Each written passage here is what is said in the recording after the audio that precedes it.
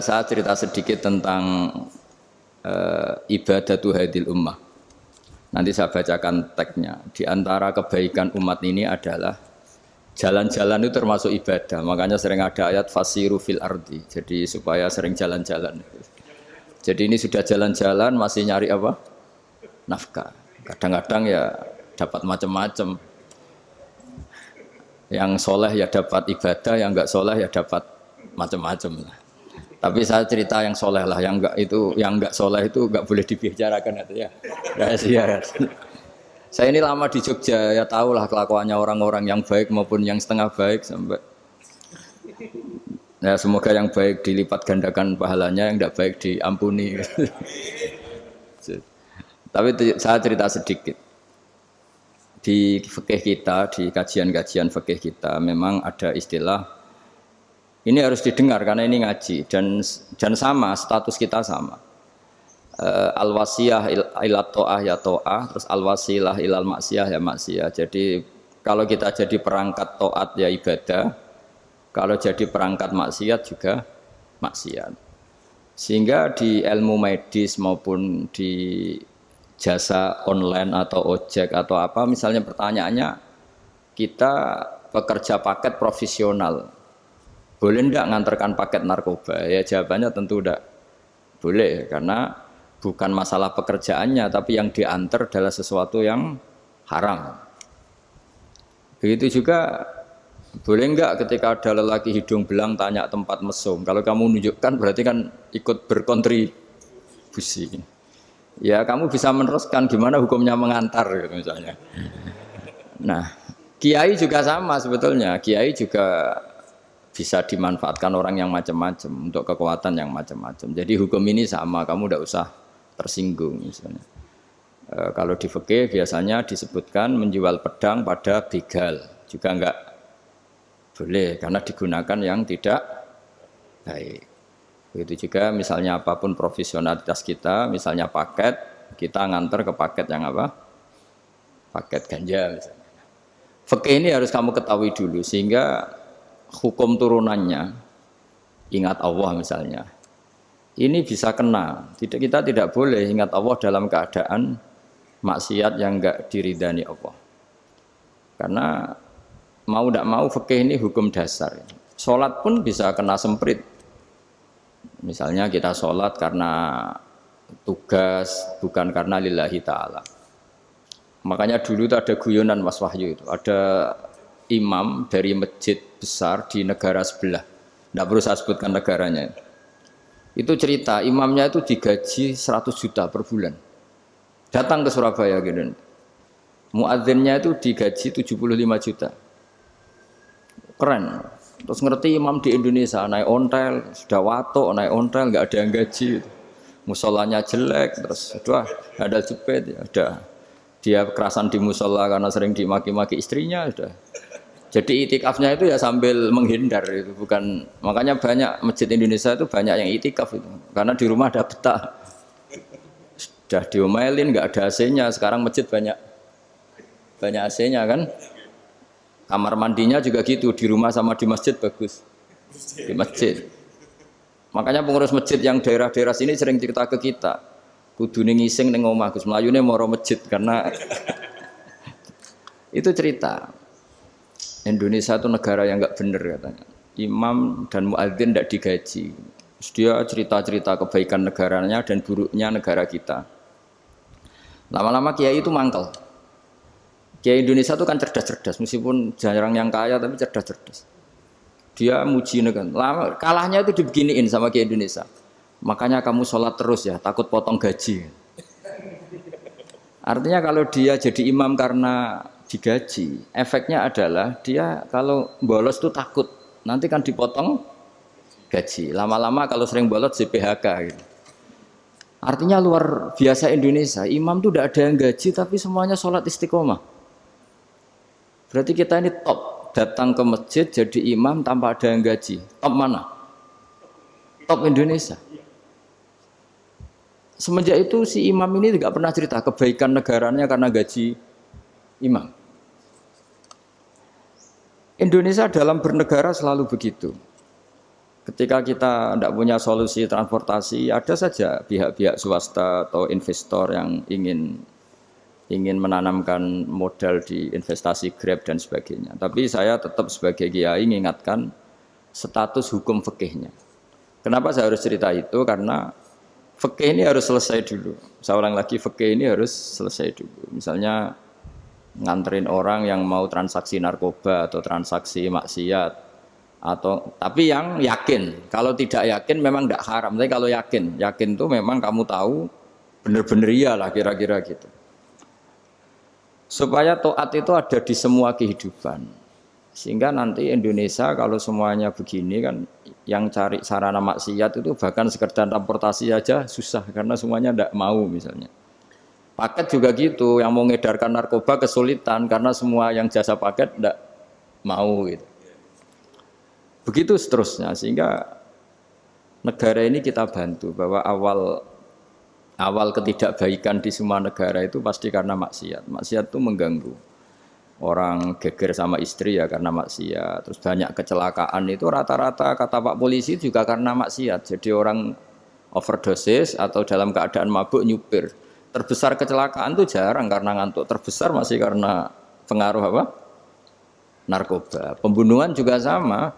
Orang Indonesia itu mudah sekali memaafkan temannya, tetangganya. Tapi kalau sudah efek dari narkoba, bunuh itu jadi mudah itu. Jadi, nah, Anda juga harus fair, jangan. Tapi yang penting saya profesional nganter, gitu. Nggak mau tahu dia latar. Meskipun kita tidak boleh neliti orang, ya nggak boleh tajasus, nggak boleh neliti ini. Tapi yang jelas kamu tahu, yang jelas kamu tahu, ya harus dihindari karena memang di semua profesi pekerjaan itu utamanya kata Rasulullah SAW itu memperhatikan halal haramnya. Tapi ya saya ulang lagi, tidak boleh sok suci, tidak boleh tajasus, tidak boleh neliti orang lain. Tapi kalau yang jelas-jelas untuk maksiat maka harus kita hindari. Termasuk masjid sekalipun. Dulu zaman Nabi itu ada masjid namanya Masjid Dirar. Untuk memecah konsentrasi sahabat. Sahabat itu begitu mencintai Nabi, mencintai Rasulullah. Ada orang kafir pinter, orang munafik pinter. Ini Muhammad harus ditandingi. Cara nandingi Muhammad jangan pakai dangdutan, jangan pakai bar, tapi pakai masjid. Karena ini suasananya kesannya bagus. Dibikin masjid tandingan supaya orang tidak ke Muhammad semua, tapi ke masjid ini. Ini pikirannya orang munafik. Artinya jangan kira terus masjid bebas hukum, ya enggak juga. Masjid juga bisa kena semprit karena ini mendirikannya untuk bikin apa? Tandingan, untuk bikin masjid diror, kalau istilahnya Quran masjid diror. Semua sarana kebaikan juga gitu. Yayasan yatim piatu juga kena hukum, pondok juga kena hukum, semuanya kena hukum. Ada orang ingin jadi kiai padahal tidak pernah ngaji, terus bikin pondok. Akhirnya dia dipanggil Pak Yai, anaknya dipanggil Gus, padahal najis saja tidak tahu. Itu kan kasihan umat, akhirnya ada penyelewengan. Jadi semuanya kena hukum. Jadi Anda jangan tersinggung ketika saya cerita fikih untuk para teman-teman yang di Grab, karena memang semuanya kena hukum, bukan? Mesra dengan istri juga kena hukum. Orang terlalu mesra dengan istrinya pasti ibunya terlantar, karena menuruti bojo ya nurut ibu gitu. Kalau nuruti ibu istrinya yang terlantar. Yang loyal sama teman ya istrinya terlantar. Yang takut istri temannya terlantar. Jadi itu semuanya kena hukum. Tanpa terkecuali.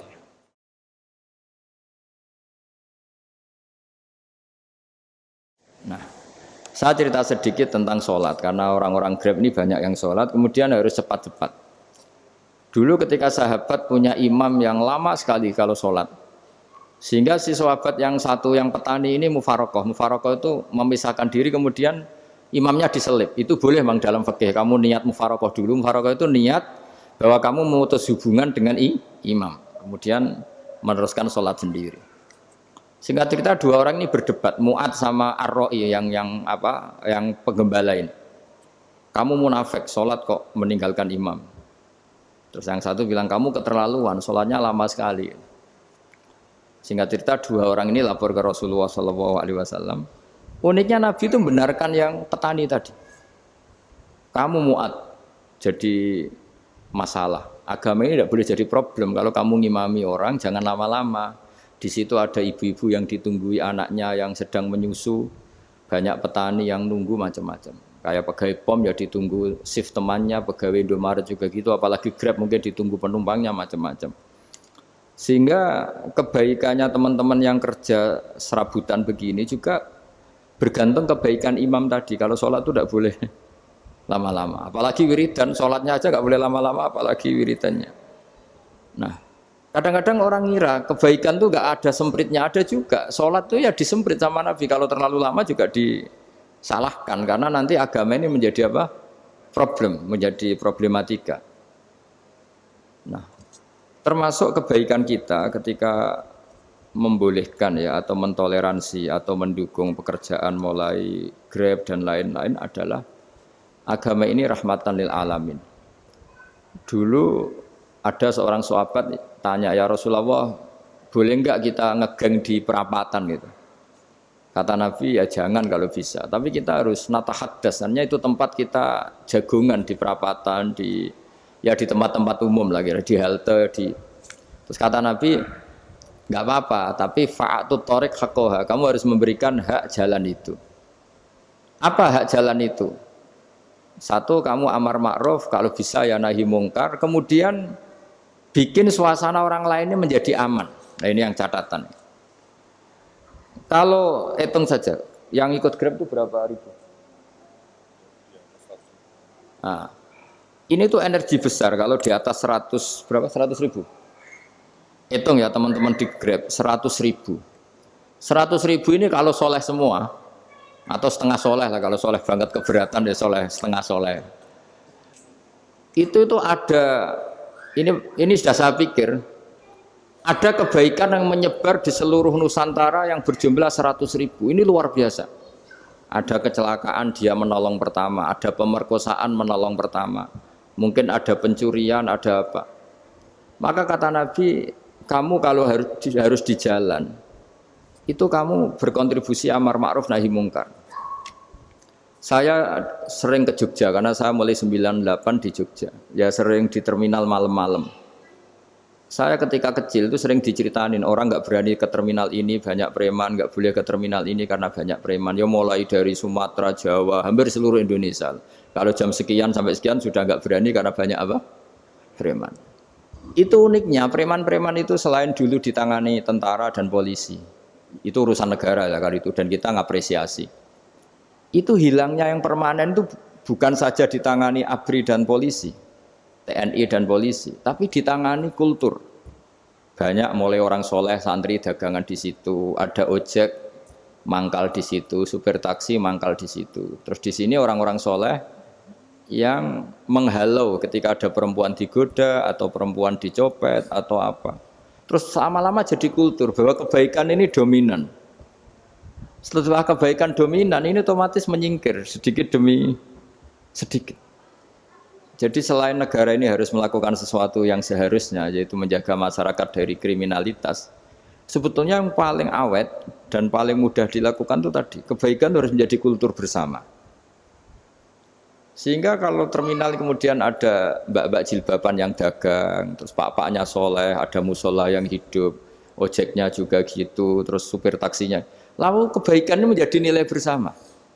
Saking jadi nilai bersama, ibu-ibu yang takut atas dirinya, nggak ngojek kecuali Pak ini karena terkenal amanah, nggak naksi kecuali Pak ini karena terkenal amanah. Dan kita Indonesia itu ingin seperti itu, sehingga amanah ini menjadi nilai bersama dan otomatis menjadi keamanan bersama.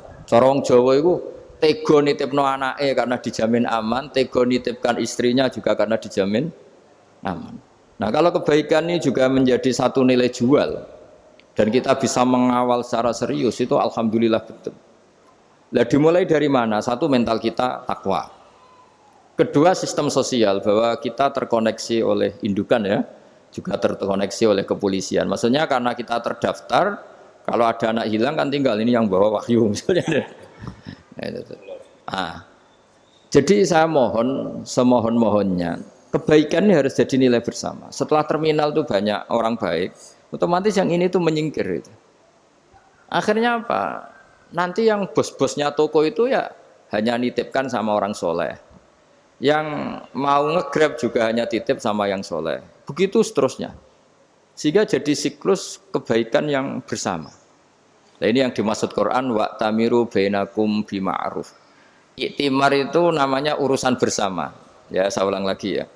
Jadi orang Arab kalau bilang iktimar itu urusan bersama. Sehingga bahasa Arabnya konferensi besar itu kalau di NU disebut apa? Muktamar. Muktamar itu menjadikan urusan publik dirembuk, itu namanya apa? Muktamar. Nah, di antara kebaikan yang diinginkan Islam itu wa tamiru bainakum bima'ruf. Urusan kebaikan ini menjadi urusan apa? Bersama.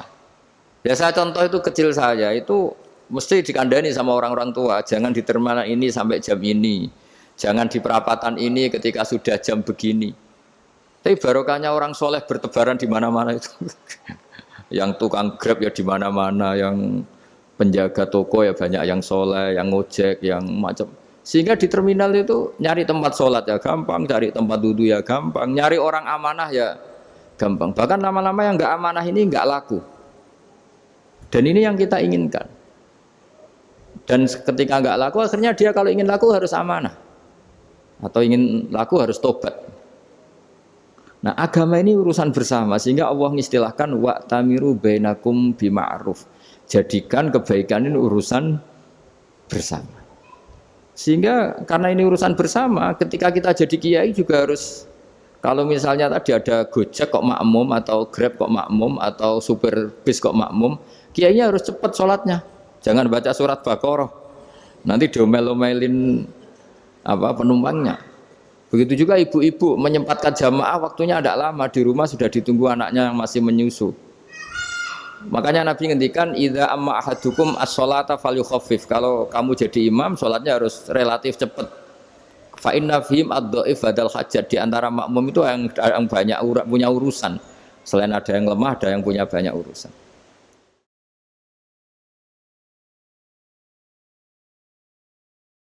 Nah, terus ketiga masalah kekayaan hati. Kekayaan hati ini penting sekali karena rata-rata teman di Grab itu kan miskin lah. Tapi jangan miskin sampai miskin hati gitu.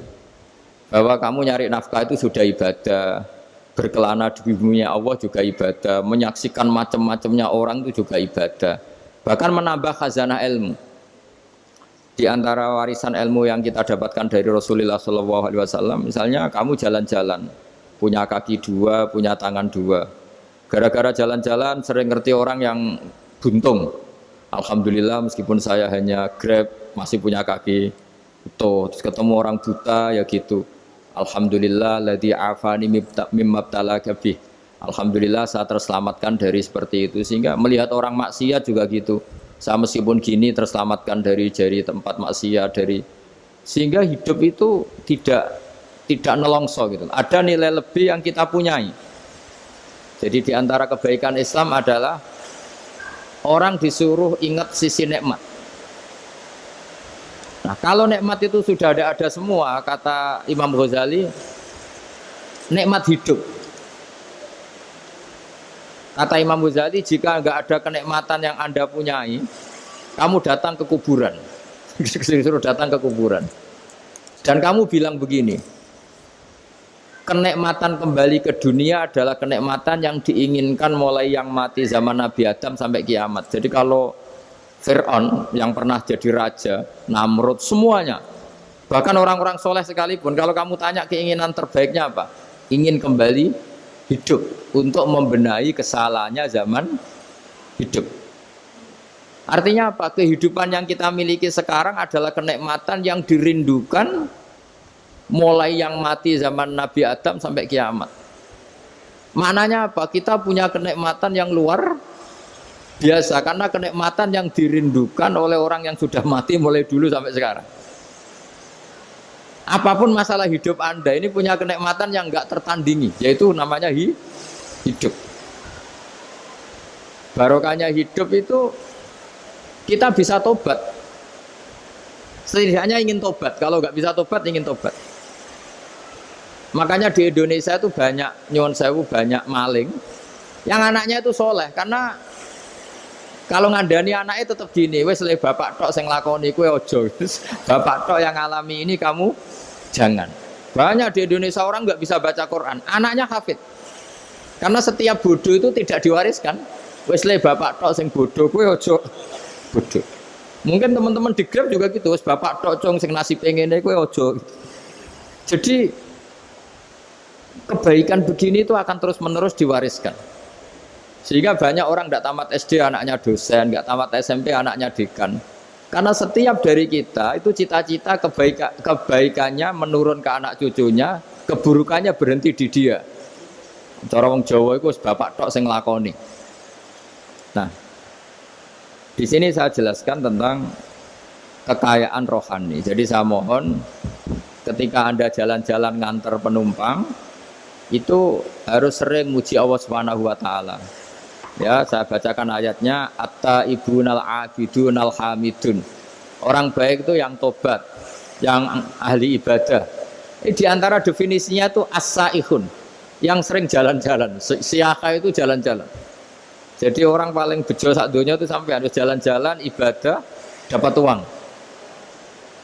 Tapi syaratnya ibadah. Sekali tidak ibadah dapatnya masalah kan? Sering gonjekkan orang cantik terus ingat istrinya tidak cantik. Sering gonjekkan orang yang sopan, yang santun terus ingat andekan ini istri saya di rumah rewel gitu.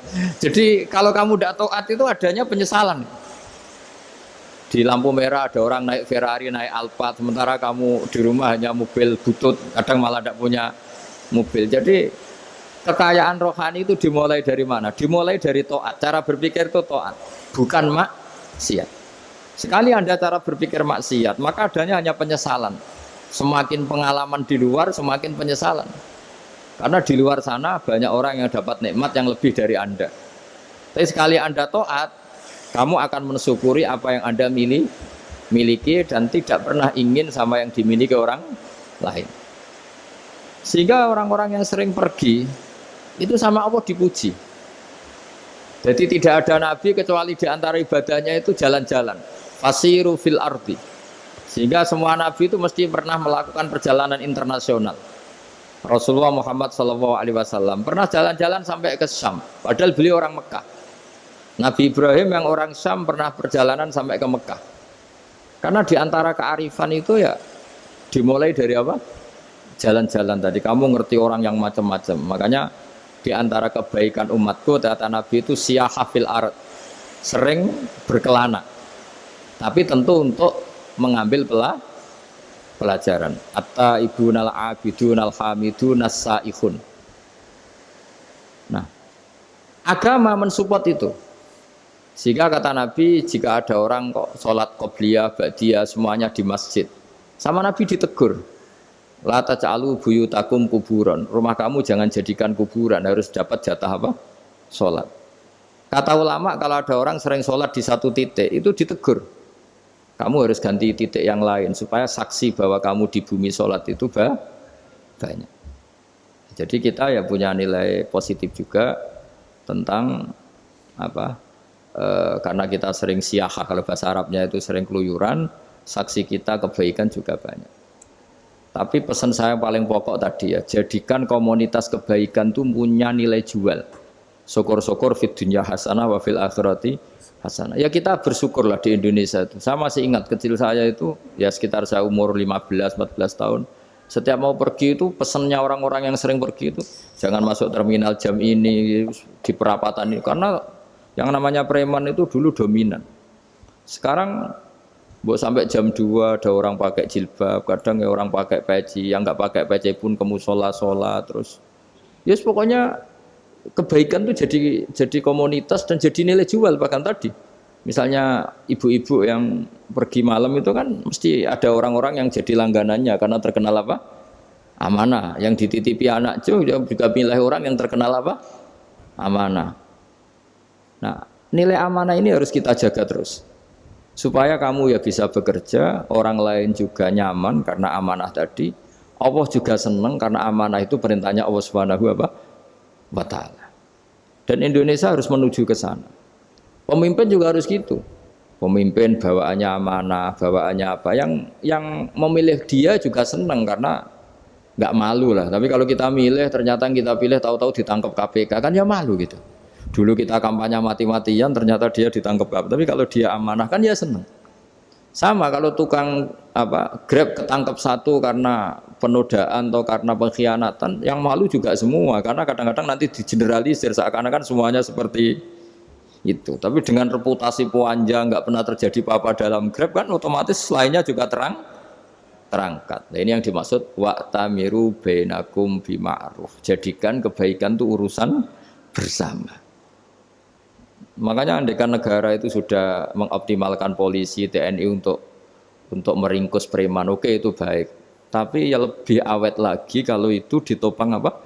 Masyarakat. Karena yang nggak amanah terkucilkan, terus akhirnya Grabnya nggak laku, akhirnya dia dipecat, akhirnya kan yang maksiat hilang, yang kriminal hilang, yang ada hanya Grab-Grab yang baik. Begitu juga di dunia apapun. Itu yang dimaksud wa'tamiru bainakum bima'ruf. Jadikan kebaikan ini urusan apa?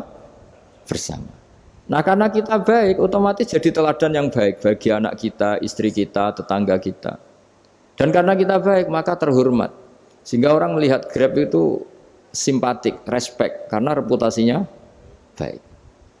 Nah karena orang respect tidak dicibir. Barokahnya tidak dicibir, tidak mangkel. Barokahnya tidak mangkel, tidak saling ejek, bahkan tidak saling bunuh. Coba kalau kita jelek, dicibir orang, kita dalam keadaan mabuk, tidak terkontrol, bunuh.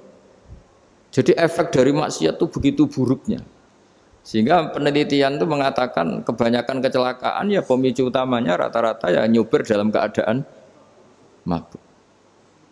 Beberapa nyuwun sewu kasus-kasus kriminal rata-rata ya dipicu oleh hal-hal seperti itu. Makanya meskipun di luar saya tolong hindari narkoba, hindari hal-hal yang maksiat supaya pekerjaan Anda ini barokah.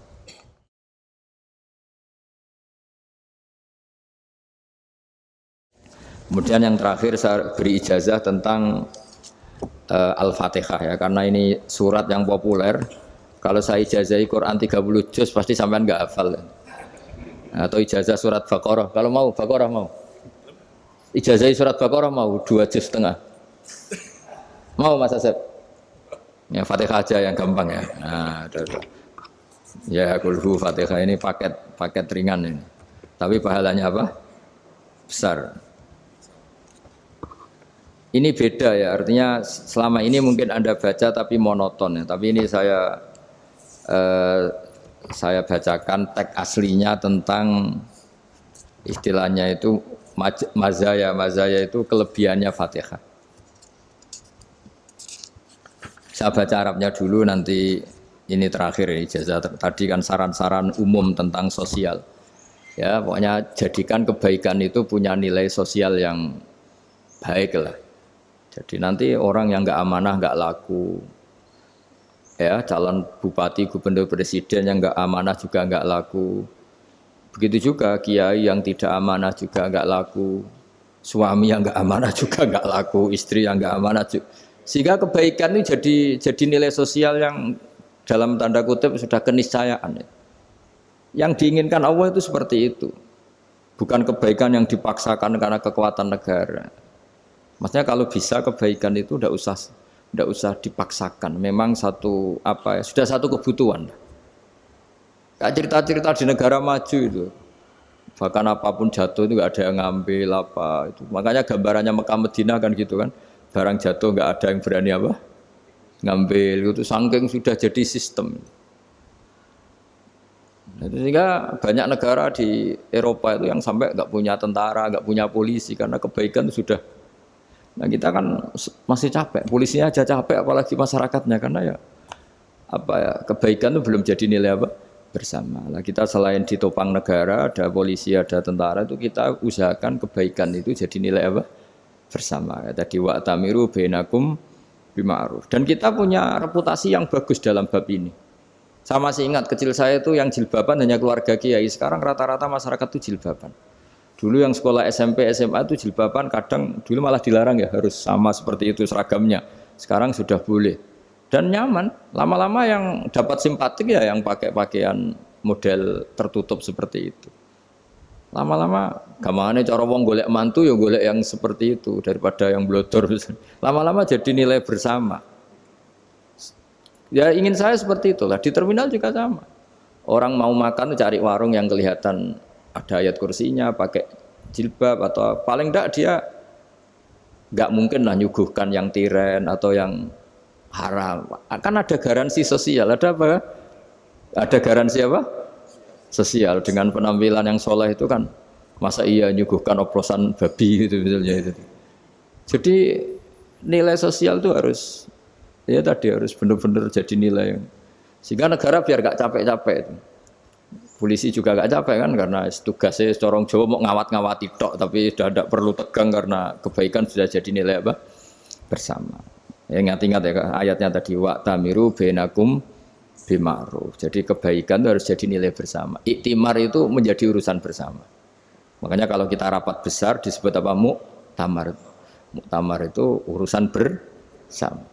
Ya tadi imamnya sholat juga menopang Gojek karena enggak lama-lama nopang Grab, nopang Kernet, nopang penjaga Indomaret, penjaga bensin, pom bensin.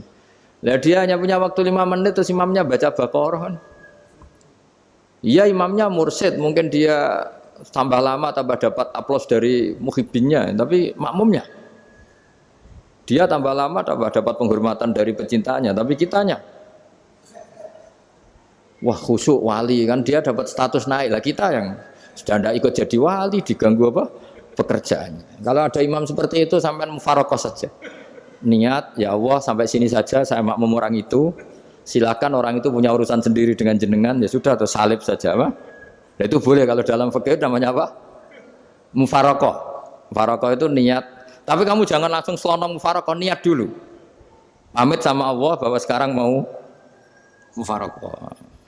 Ya, tapi ya jadi sholat yang aneh kan, imamnya masih rukuk, kamu terus sujud, terus apa-apa selesai ya. Mungkin dalam pandangan itu orang lain ini maksudnya makmum gimana ini kok begini. Tapi sudahlah Allah Maha tahu. Insya Allah dimaklumi. Ya saya baca tentang Fatihah ya, karena sampean pasti sering baca Fatihah. Supaya apa? Sekaligus jadi jimat lah gitu. Jadi kalau kamu sering di jalan-jalan yang mungkin sepi atau mungkin kan tidak semua teman Grab itu nasibnya bagus yang di Semarang Jogja. Mungkin yang di Kalimantan di Papua kan ada yang 10 kilo gak ketemu rumah, ya kan? Ya lihat di TV-TV itu kan kasihan kan. Sudah 10 kilo gak ketemu rumah, penumpangnya kewekar preman tuh kan. Ini makan orang enggak kan gitu. Kan ujiannya dua. Kalau penumpangnya cantik itu ya kecoba syahwat, kalau preman takut. Jadi orang itu selalu ujian itu. Sing sedengan itu kan jarang orang itu. Jadi kalau penumpangnya perempuan cantik ujiannya itu syahwat, kalau preman ujiannya ketakutan. Kalau orang yang lemah bawa uang ujiannya kamu ingin garong. Jadi hidup itu memang semuanya ujian. Liyabluwakum ayyukum ahsanu amala. Makanya saya sering ditanya oleh teman-teman, Gus, nah ujiannya kenal wong wedok elek piye? Sama. Kenal wong ayu ujiannya syahwat, kenal wong elek ujiannya ngenyek, itu sama-sama dosa. Syahwat ya dosa, ngenyek juga dosa. Wah elek keriting untune metu ya dosa ngomong gitu. Kadang-kadang orang berpikir enak kancanan wong elek gak dosa. Kata siapa? Kancanan wong elek itu ya dosa karena bawaannya ngenyek. Ngenyek itu menyepelekan itu. Makanya saya itu ya nggak mau berteman sampean. Nanti kan bawaannya ngenyek atau seneng ya tidak tahu saya. Ya sudah ada takdir saja kalau ketemu ya tak ulang ngaji gitu. Tapi ini ngaji terakhir, setelah ini ngaji biasa aja, tidak usah resmi gini. Ngaji kok resmi aneh. Pokoknya nanti suatu saat kalau pandemi sudah berlalu saya akan ngaji Rebone, lalu ini ngaji. Ini ngaji yang kurang bagus karena ngatur kiai kurang berkah ini. Nanti tapi ya lumayan lah masih mau ngaji. Ngaji kok tanggal ini jam ini. Sekarang suatu saat kamu tak panggil, Mas Wahyu datang ke sini jam ini, tidak mesti bisa. Mungkin pas ada acara apa, oh, maaf ke sini pas ngecek pas apa. Gitu. Jadi ya sudah tapi tak maafkan, enggak apa-apa. Takdir ya. Tak bacakan supaya sampean tahu keramatnya bismillah.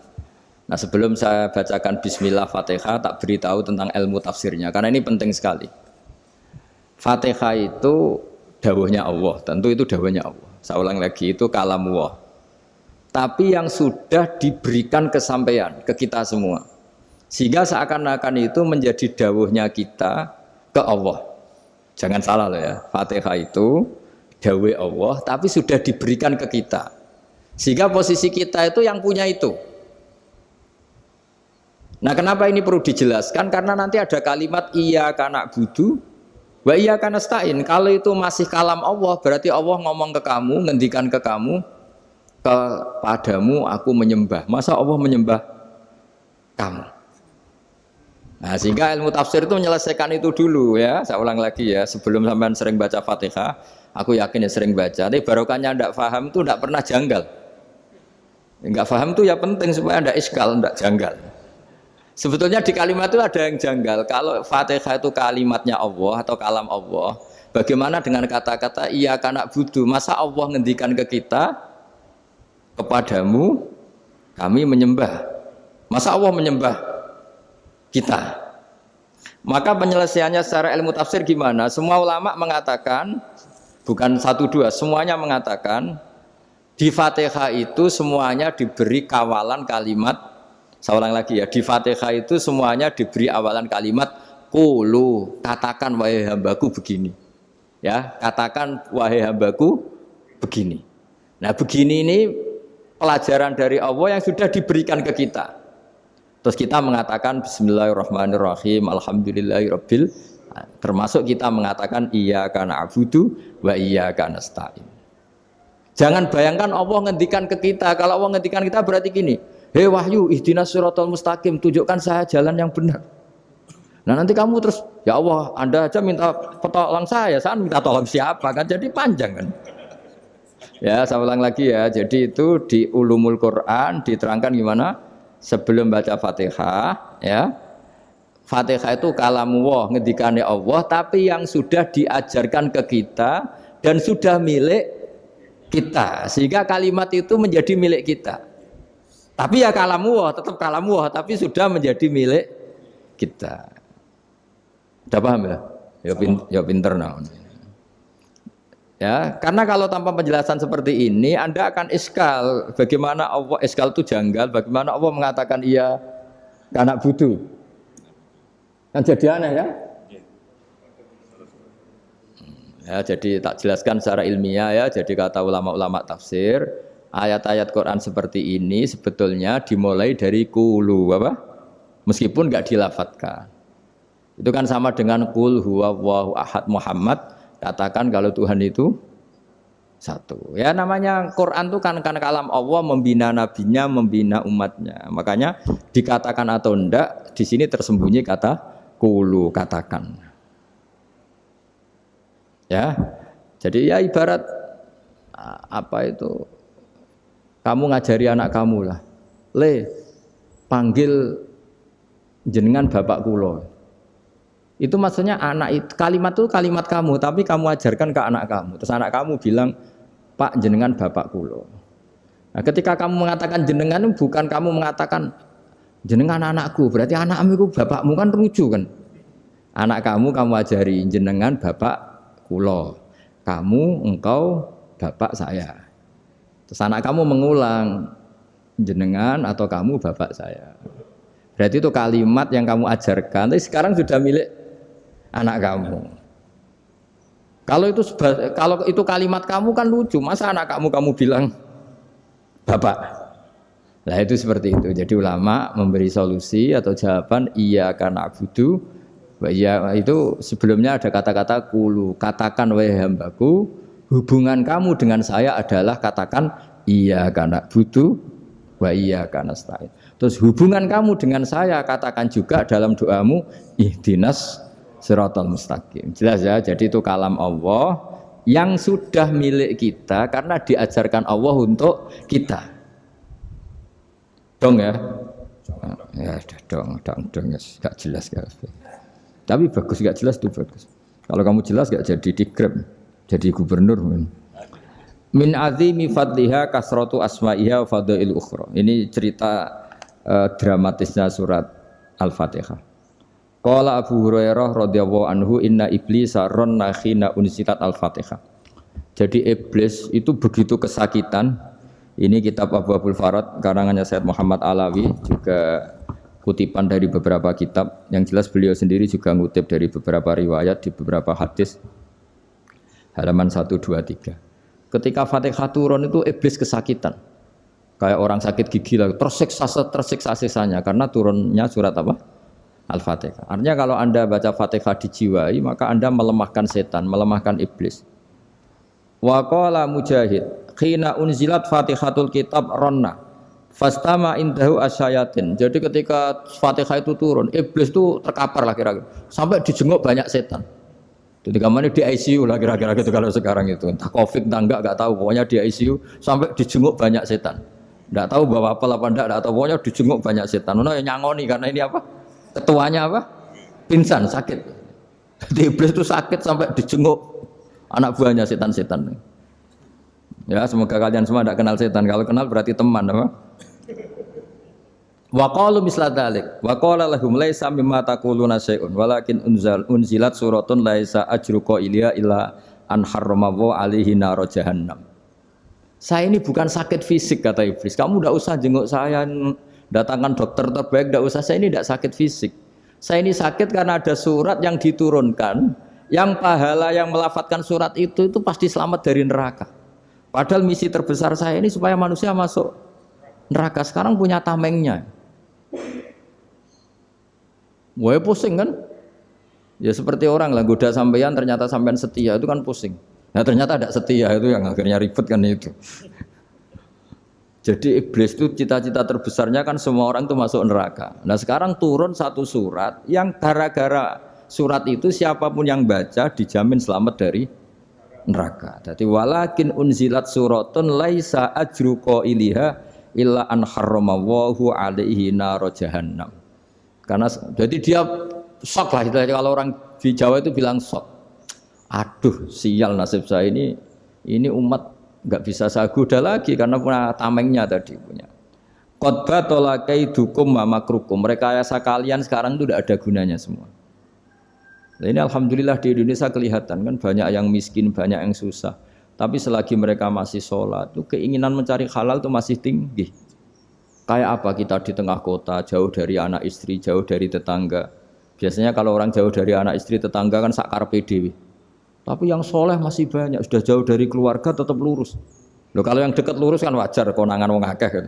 Ini sudah jauh masih lurus. Nah ini nggak lepas dari barokahnya surat apa? Surat Fatihah tadi. Jadi karena ada surat yang menjamin pelafalnya atau qailiha terbebas dari api neraka. Wa qalat as-sayatinu lahu is ayyusai'in ta'muruna ya maulana. Faqala lahum idhabu wajtahidu hatta tukhfilu qulubahum hatta la yaqulu hadhihi surah. Lalu kita gimana? Jari para setan gitu. Lalu kita gimana? Terus kata iblis, sudah bikin mereka lupa sehingga tidak baca lagi. Selagi masih baca kita pasti keok. Jadi kalau sampean sudah jarang baca Fatihah itu berarti sudah bagian dari kemenangan apa? Iblis. Jadi kalau sampean sudah jarang baca Fatihah itu berarti bagian dari kekalahan Anda, kemenangan iblis. Masih sering baca? Berapa kali? Terus apa lagi?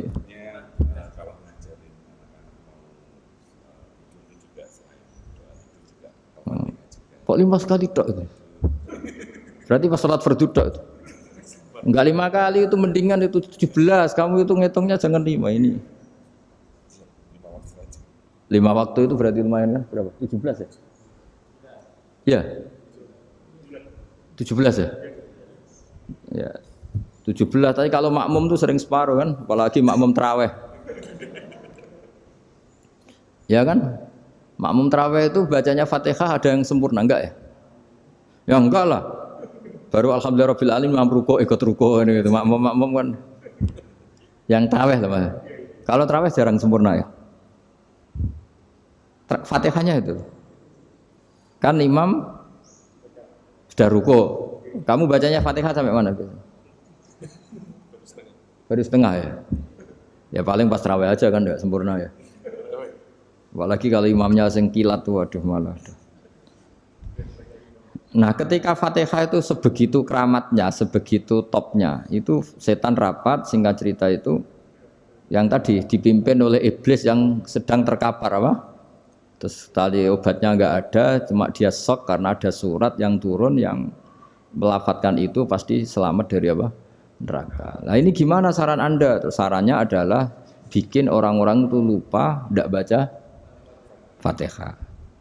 Nah ini rapatnya iblis. Idhabu wajtahidu hatta tughfilu qulubahum hatta la yaqulu hadhihi surah. Kala yuksiru qira'ataha wa la yakunu lahum ajrun wa thawabun bal yakunu lahum adzabun wa iqabun.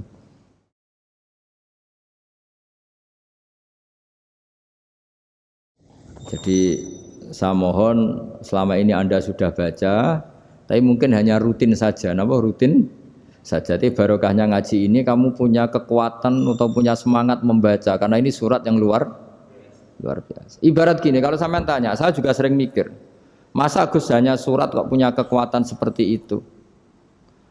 Di dunia ini kata Allah, mulai Nabi Adam sampai kiamat, nggak ada yang bisa menandingi kekuatan kalimah. Kalimah itu kata-kata. Nggak ada yang bisa menandingi kata-kata. Misalnya Anda nge-grab, berangkat istri cuek, berangkat cuek. Itu beda dengan ketika meskipun satu kalimat. Wes Pak, muga-muga dilindungi pangeran, mugi-mugi jenengan selamat. Itu menjadi teduh dan semangatnya luar biasa karena kayak mendapat support. Jadi kira-kira kalimat itu hubungannya kita dengan Allah, Fatihah itu seperti itu. Kamu melafadzkan satu kata-kata yang dibenarkan langit bumi, dibenarkan aras, dibenarkan malaikat, dibenarkan semua penghuni di dunia ini.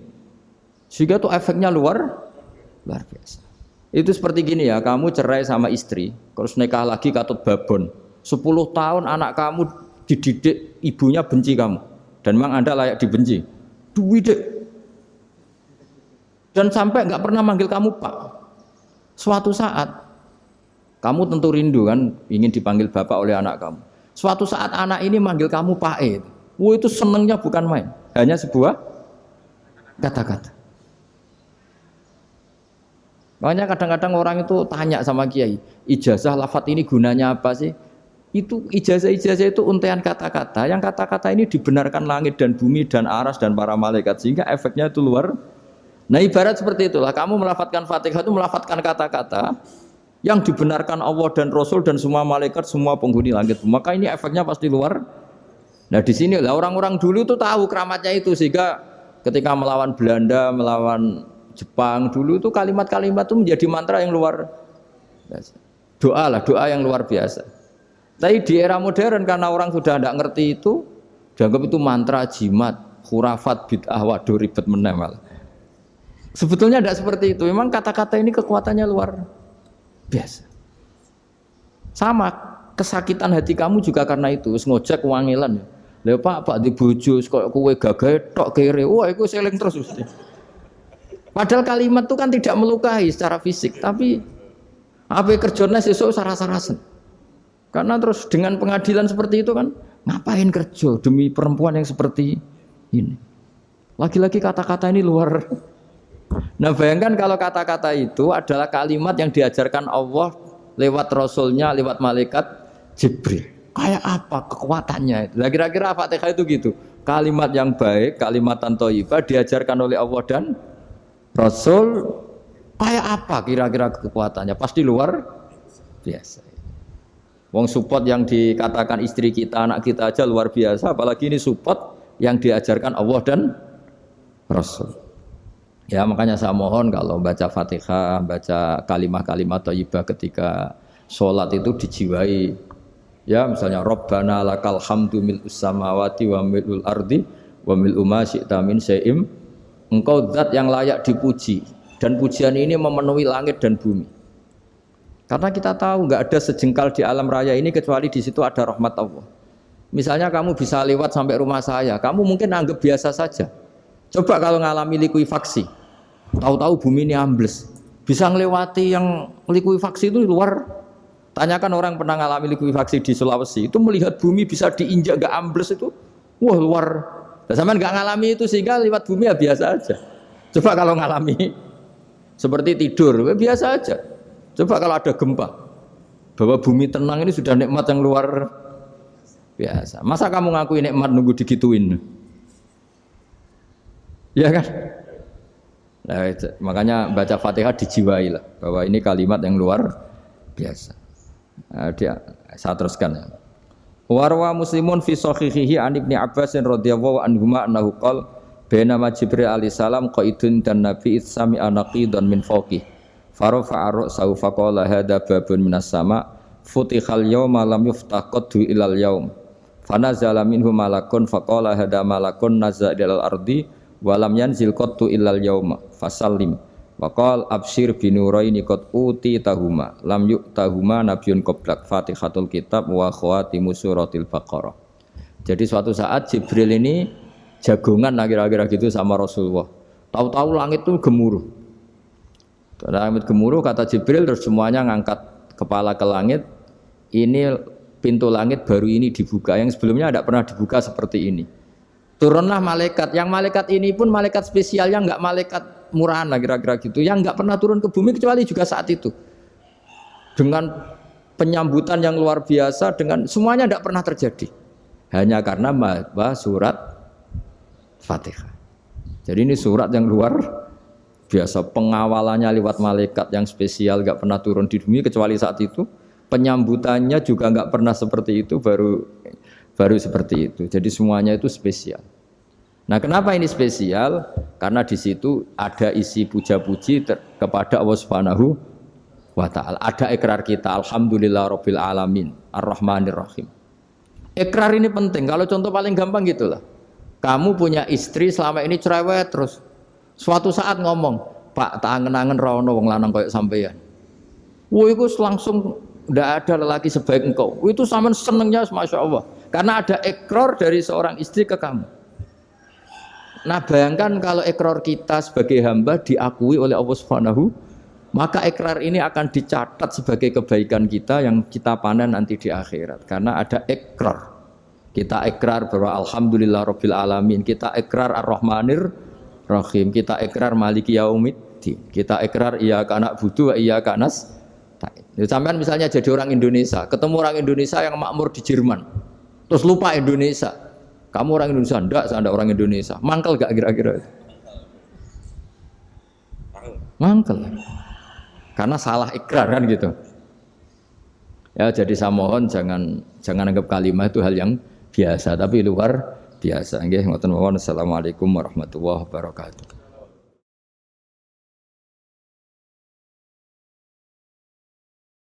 Saya berkali-kali kampanye di mana-mana lah, kampanye dan menganjurkan. Di antara catatan dalam Suhufi Ibrahim wa Musa kan ada kan di Quran itu yang dinamakan lampiran-lampiran wasiatnya Nabi Ibrahim dan Nabi apa? Musa. Itu di antara catatannya begini. Orang yang punya akal itu adalah orang yang bisa menikmati sesuatu yang baik. Misalnya gini, contoh gampang gini. Kamu punya anak pertama atau punya anak yang masih kecil. Itu gendong tuh senangnya bukan main. Melihat anak sehat tuh senangnya bukan main. Mungkin saat itu banyak orang yang sedang maksiat dengan perempuan nakal atau dengan teman-teman nakalnya. Yang nganggap seperti itu tidak nikmat. Tapi andaikan ini ditimbang ya ditimbang. Yang maksiat betulan, misalnya paling ukuran bahagianya itu 70%. Tapi yang ini, yang nimang anak baru lahir atau masih kecil, corong Jawa ngeloni anak, bisa saja bahagianya itu sampai 100%. Artinya selama ini kesalahan kita adalah nganggap maksiat itu pasti menyenangkan dan taat itu tidak menyenangkan. Makanya saya berkali-kali fatwa, untuk melawan kenikmatan maksiat, orang harus terbiasa menikmati taat, menikmati kebaikan. Jangan kira kita nimang istri nikmat, nimang anak nikmat, ketemu teman yang lama tidak ketemu juga nikmat. Artinya kita akan melewati berjam-jam untuk jagungan sama teman, sama anak, sama istri. Dan itu harus kamu nikmati. Supaya mengganti tidak berkebutuhan nikmat yang lewat jalur maksiat. Jadi saya mohon sarana-sarana yang menyenangkan itu, yang taat itu kita maksimalkan. Makanya bapak saya itu sering pesen, kowe nak ngaji sing guyon, sing seneng. Nganti wong maksiat itu karena cari kesenangan. Coba kalau kesenangan itu sudah didapatkan saat taat, maka tidak butuh lagi kesenangan yang berbentuk maksiat. Makanya orang-orang wali dulu kalau sudah sholat itu gak bisa berhenti karena merasa nikmat. Makanya Nabi pernah ngendikan wa qurratu aini fi sholat, nyaman saya itu kalau sedang sholat. Itu tadi. Bayangkan kalau besok itu pasti mati. Makanya latihannya harus gitu. Bayangkan besok itu pasti mati. Berarti itu hari terakhir kamu. Ya, hari dengan merasa hari terakhir itu kalau kamu maksiat kan malu. Waduh, saya mati pas. Makanya sholli sholata muwaddiin. Kamu sholat seakan-akan itu sholat terakhir. Dan bayangkan akhirat itu wa'mal li akhiratika ka'annaka tamutu, dan bayangkan akhirat itu besok kamu mati. Sehingga ketemu istri ya seneng karena ini pertemuan terakhir, ketemu anak ya seneng ini pertemuan terakhir. Sholat juga tenanan karena ini sholat terakhir. Sehingga kalau mau maksiat tuh takut, jangan-jangan ini kehidupan saya terakhir kok tak pakai seperti ini. Nah, jadi di antara resepnya itu apa tadi? Nganggep ya ibadah itu menyenangkan. Nah, gitu. Terus pinter.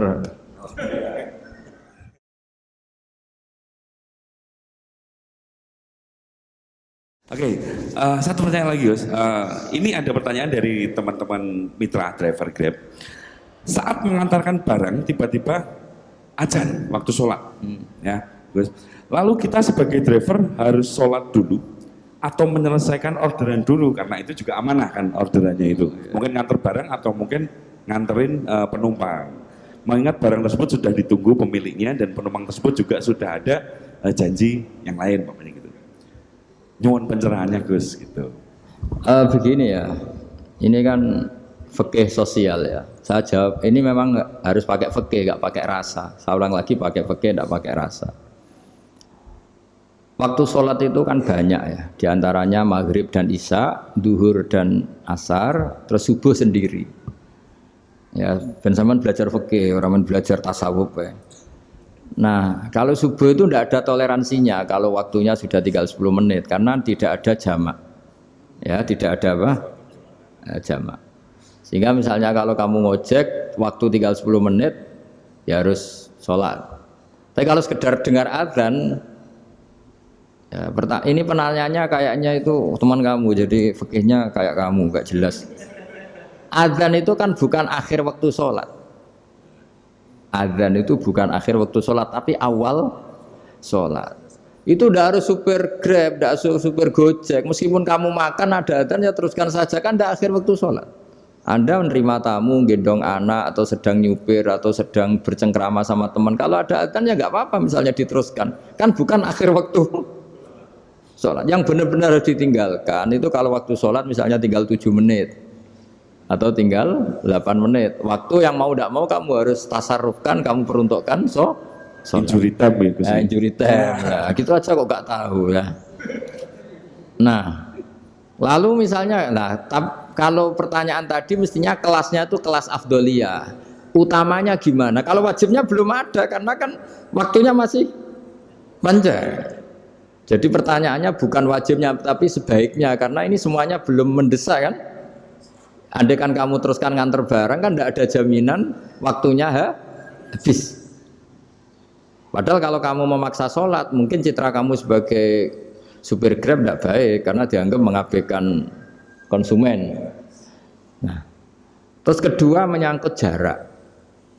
Oke seperti itu. Nah sekarang kalau pertanyaannya dibalik, makanya yang dibalik ini agak ribet. Waktu sholat tinggal 8 menit.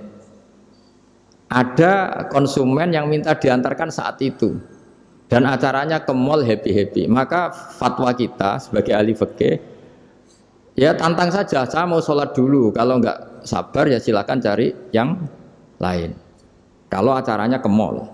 Tapi kalau acaranya kelahiran atau transfusi darah atau mau nganterin darah ke pasien yang sudah koma, maka kita langsung, karena ibadah sosial itu didahulukan mengalahkan ibadah yang haknya Allah karena Allah itu zat yang tidak butuh ibadah kalian. Tapi kalau pasien ini kalau enggak nang kesampaian darahnya mati misalnya, jadi kamarnya Allah luwih apian lah gitu. Makanya masyhur kalau dalam fikih hak Allah sama hak adami ini dimenangkan hak adami, tapi bukan karena Allah kita kalahkan. Allah tidak butuh itu semua gitu. Jadi dikalahkan tapi bukan karena kalah, justru karena tidak butuh. Ya ibarat gini lah, Allah itu saking baiknya Allah kan pasti di atas orang tua kita, itu pasti ulang lagi, baiknya Allah pasti di atas orang tua kita saja baik apalagi Allah. Misalnya orang tua kamu butuh uang 5.000, adik kamu butuh uang 5.000, adik kamu yang kecil atau ya, kira-kira orang tua kamu itu nyuruh dikasihkan beliau apa ke adik kamu, kira-kira saja ke adik kamu. Nah Allah itu saking baiknya, hal yang terkait Allah misalnya tadi sholat tepat waktu sama ibadah sosial itu disuruh ibadah sosial. Karena ini kalau enggak kesampaian transfusi darahnya atau apalah, atau kamu dokter yang harus mengurus operasi waktunya tinggal 5 menit, kamu harus ngoperasi pasien dulu. Karena Allah bisa menerima sholat kamu. Nah, tak terangkan lagi ini fikih terus. Lalu sholat yang apa? Kalau sholat itu antara maghrib dan isya dan nanti yang terlambat itu maghrib, kita ngikuti ulama yang mengatakan jika ada darurat maka maghrib dan isya boleh dijamak meskipun tidak atas nama pergi. Kan jarak kamu kan tidak jarak masafatu qasrin. Artinya apa? Misalnya saya dokter, harus operasi, waktu saya tinggal 8 menit mau maghrib, ternyata harus ada operasi. Kalau saya nggak nangani, mati. Saya harus operasi. Dan nanti waktu saya maghrib habis itu tidak harus dikatakan qadha atau yang mengeluarkan maghrib dari waktunya. Bisa saja menurut ulama dianggap boleh dijamak takhir dengan isya.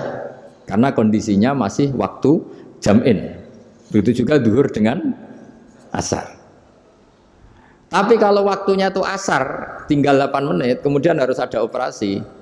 Ya kita operasi, waktu asar kita mundur sampai maghrib, namanya qadha yang dimaafkan Allah. Ya namanya tetap qadha karena asar gak bisa dijamak dengan maghrib. Jadi ini fikih ya, jadi jawabnya harus jelimet. Jadi saya ulang lagi ya, tadi kan pertanyaannya dengar adzan. Kalau adzan kan waktunya masih panjang, apalagi misalnya maghrib kan waktunya kan taruh saja ada waktu seperempat Ternyata andekan kamu antar hanya butuh waktu 7 menit, kan nggak ngefek sama sekali. Saya nyanda lah. Ah, nyanda. Gitu.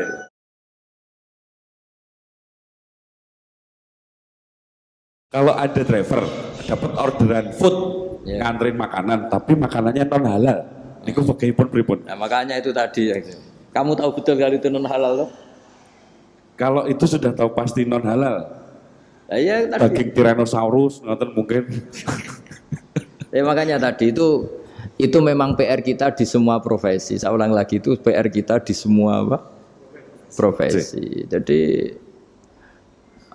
ya itu makanya pentingnya istighfar tuh di situ tuh sudah kita sebagai ulama menghalalkan tidak mungkin, mengharamkan kamu juga demo ini pekerjaan Gus gitu. Tapi yang jelas itu tidak bisa dihindari. Ya sama lah seperti orang di bus itu. Kadang-kadang kan didoain semoga semua penumpang hasil ke tempat masing-masing dan kalau ada copet berarti kan doain copet juga hasil tujuannya. Jadi di semua profesi itu resikonya. Makanya tadi saya bicara tentang fikih. Kaidah umumnya menolong maksiat itu ya bagian dari maksiat, menolong taat itu bagian dari taat. Mau tidak mau harus ada hukumnya. Setidaknya barokahnya tahu hukum. Kalau kita salah belum istighfar gitu. Sudah salah nggak merasa salah gitu. Jadi barokahnya tahu hukum itu paling tidak kan kita ya istighfar lah. Kan ya tadi seperti paket misalnya kan ada saja orang paket yang jelas-jelas barangnya itu haram. Tapi atas nama profesionalitas kan mungkin tetap dikirimkan. Tapi barokah yang ngerti hukum, dia istighfar. Nah, tapi karena kalau kita menyarankan, sudah ada usah pekerjaan yang lain banyak nanti kan rai-rai potongan tawakal dikandani ngono kan ya repot. Nah, kalau kita kiai Gus, gak apa-apa, rezeki pangeran sugih. Ngono sampean baru saya ternuntut.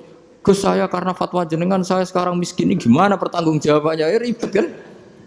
Tapi saya ulang lagi itu seninya ngelola kehidupan semuanya seperti itu. Jadi makanya kita nggak pernah berhenti berdoa Rabbana dzolamna anfusana karena dalam sisi semua hidup kita pasti ada unsur nggak benernya gitu. Ya saya ulang lagi pokoknya kaidah umumnya itu menolong taat itu ya ikut bagian dari taat, menolong maksiat ya bagian dari maksiat. Tapi ya tadi ya kita harus istighfar. Karena cuma tadi yang jelas-jelas maksiat dan kita tidak tajassus. Saya ulang lagi tidak. Tajassus itu neliti wong nanti jelimet. Jadi misalnya ada perempuan mau ngojek ke sini ya diantar saja, jangan tanya detail. Itu apanya Mbak? Hubungannya dengan kamu apanya Mbak? Wah ya ribet kalau jadi kepo. Jadi kepo ya tidak perlu gitu. Artinya sudah umumnya orang saja sudah. Nah, lama-lama juga gitu kalau ada bapak-bapak main itu ke siapa Pak? Tujuannya laki apa perempuan Pak? Surat nikah mana Pak? Surat nikah mana? Saya sudah nikah sangat. Geng.